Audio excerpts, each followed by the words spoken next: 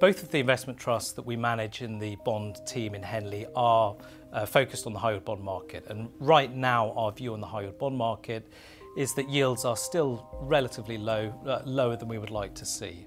We were encouraged and quite pleased to see the increase in yields towards the end of 2018 as some volatility returned to the market.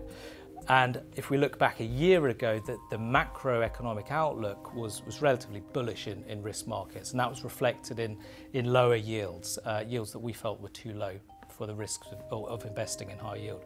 So the two portfolios that we constructed were very much built around that relatively cautious view that we had of the market. Today, with a macro backdrop that is arguably weaker than it was at the start of last year, and with the strong rally that we've seen in risk markets and the high yield bond market at the start of 2019, again, we're approaching things relatively cautiously.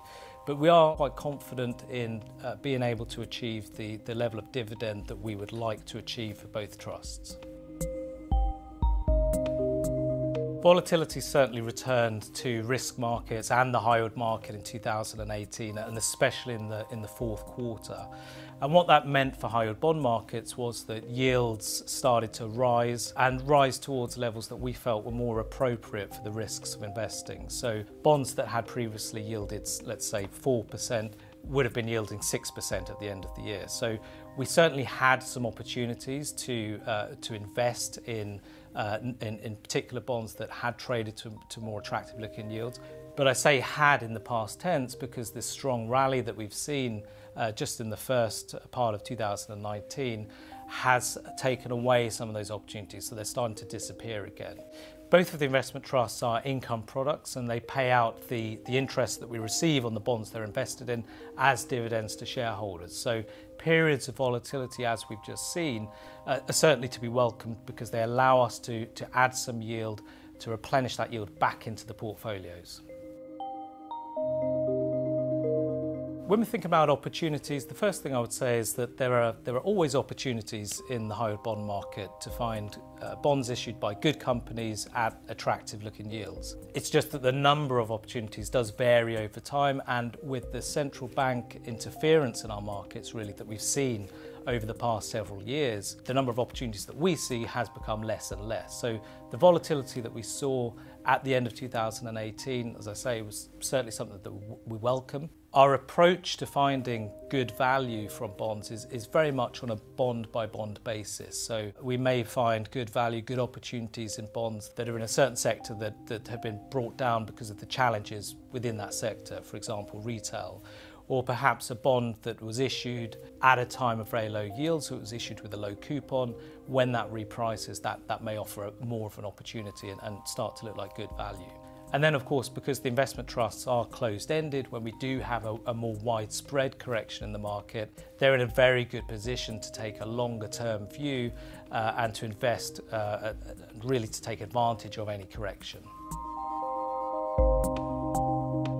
In terms of areas that we are actively avoiding, I would say, given relatively low yields in the market, in the high yield market, and the weaker macroeconomic outlook at the moment, it's important for us as managers to really think about what could go wrong with the companies that we're looking at and investing in right now. So that may mean avoiding companies with more indebted balance sheets in certain sectors that are prone to more volatile earnings. So oil and gas, commodities, chemicals, for example. And that's not to say that we're avoiding those sectors, we're just being quite selective about which companies we would invest in within those sectors, because the indebtedness that comes with being a high yield bond issuer can really exacerbate any economic weakness that's impacting earnings for those companies. And that's because the indebtedness that a high yield bond carries can really exacerbate the impact of